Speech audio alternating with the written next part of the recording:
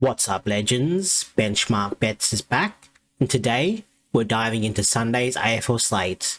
We've got Melbourne taking on Gold Coast Suns at the MCG, and we've also got Essendon taking on the Western Bulldogs at Marvel Stadium. As always, I'm breaking it all down for you. So I'm going to give you the prediction on the winner, prediction on the game total, and any other bets that I'm liking across both matchups. So buckle up, I've done the homework. Let's hit these and stack these wins.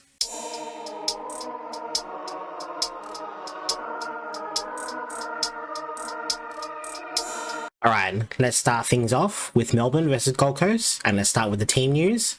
So the D's have a few changes. They welcome back Jake Milksham, Daniel Turner, and also Bailey Laurie. For the injured Bailey Frisch, Paddy Cross, and also CJ. Now, Frisch is a big one here. He's one of their main scoring threats, super efficient inside 50, and without him, I think Melbourne's forward line takes a noticeable hit. CJ also hurts their structure a bit, so overall, I think these changes make the D slightly worse, not better. Now, for the Sun side, they get some key inclusions here, with Matt Rowell coming back in, which is massive for their midfield, alongside Jed Walter and also Lachlan Gulbin.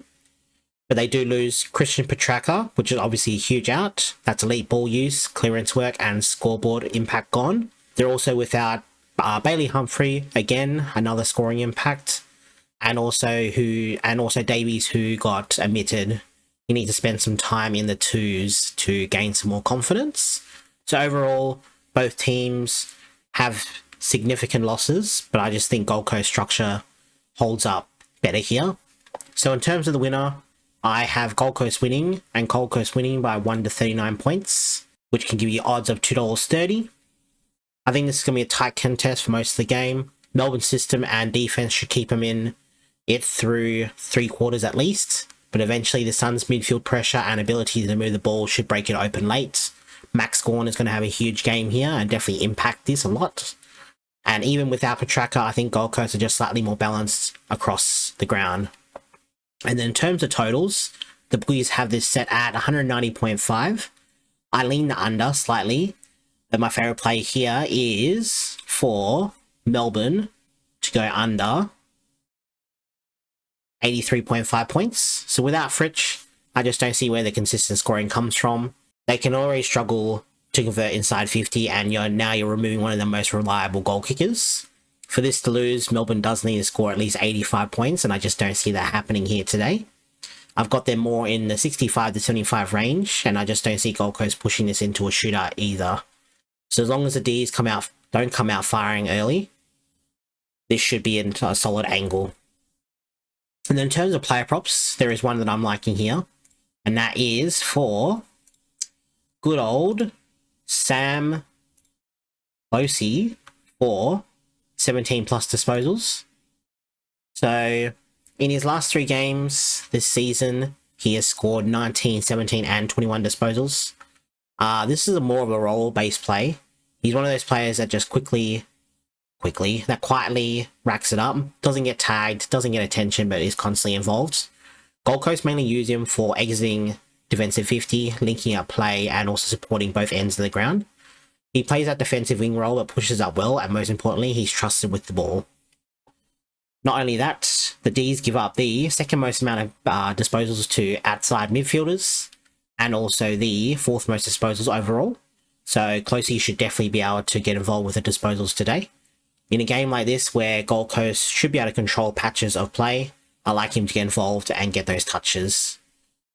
Now, for the second game of the slate, between the Western Bulldogs and Essendon, I will look at the team lineups first, and not many changes here.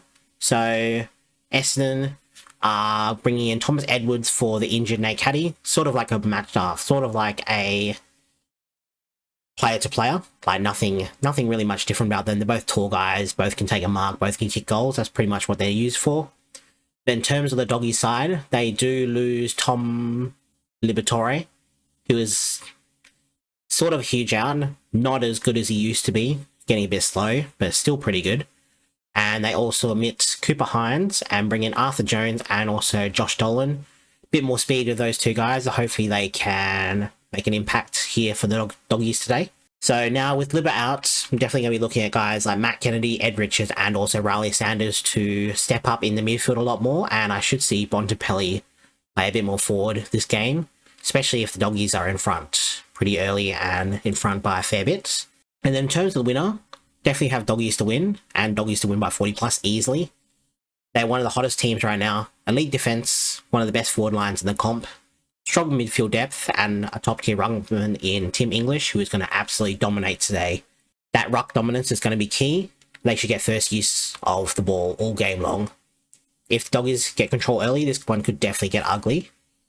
Now, in terms of the total, the bookies have this set at, I think it's 192.5. Let me double check that.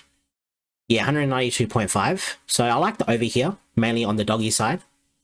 So Marvel Stadium is known for a fast deck, high scoring game, and clean ball movement. And I think most of that scoring comes from the doggies, like I was just saying. I did look at Essendon's team total of 59.5, which is a bit low to trust. But I also did look at the doggies team total of 133.5. I think that's the highest line I've seen all season. Again, that one's a bit too high for me. Even though the doggies have been scoring pretty well, they scored 134 against GWS at home, which is what their game is. They scored 111 against the Brisbane, who was a very good elite defense, and also scored 94 against Adelaide at Adelaide Oval. I just think 133.5 might be a bit too high, especially if they're leading by at least like 67, 70 points by like three-quarter time. I just don't see them sticking with the pressure and getting over this line. So I don't want to take both. But instead, there is a lean I'm going to take. Something new that I have been taking recently, especially with the Carlton game. I think Essendon will score under 28.5 points in the second half. I just feel like they're going to try and stay consistent for the first like 2.5 quarters, and then that last quarter and a half, they're just going to drop off because I just don't see they have the experience to be able to do it. And also, being a very young team, I just can't see them like staying contested for 4 quarters. So definitely under 82, under 28.5 points is a really strong lean that I'm liking. But again, I'm not going to take it. But if you do want to take something, definitely take that total. And in terms of player props, there's actually 2 things I like here. So the first one is for, when I can get to him, it is good old Joel Frazier for 19 plus disposals. In the 3 games this season, he has gotten 20, 20, and 24 disposals. You can get this odds of 1.62 on TAB, which I think is very, very good. Yeah, this is a very good matchup. So Essendon give up the most amount of disposals to mid forwards. Joel Frazier had a very similar matchup last game against Adelaide, and he got 24 disposals. So obviously Essendon being a bit worse team than Adelaide, and they do give up similar disposals to mid forwards. I can definitely see Joel Frazier getting up into those 20, 21, 22 mark. He's that link type of player that connects midfields to forward line.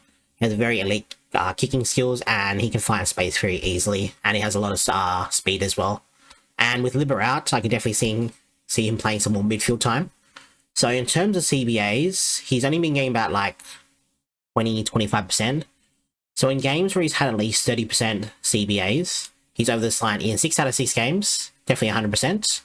And then in terms of games at Marvel Stadium, I know the graph looks a bit shit here, but like, you can look at like certain games. So against St Kilda, he got 21 disposals.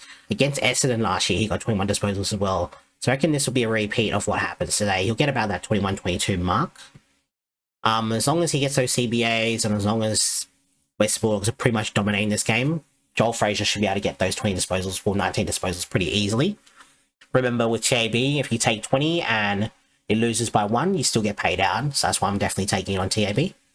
And then for a second one I'm liking is for Archie Roberts to beat Darcy Parish. So you can get this on PointsBet for $1.65.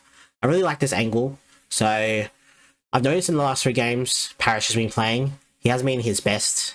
His speed is definitely not there anymore. I think this game's just way too fast for him now.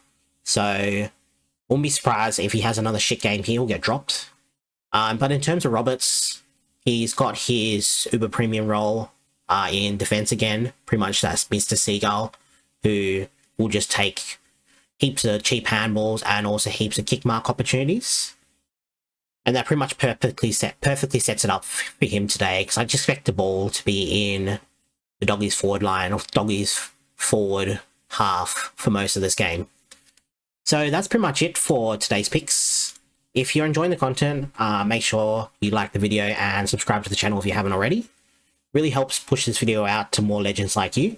And as always, if you want my full bets, full card, make sure you check out the Discord. Link is in the description down below. For a minimum of $7.99 per week, you can get my tips and also 6 other tipsters who are doing a very good job these days.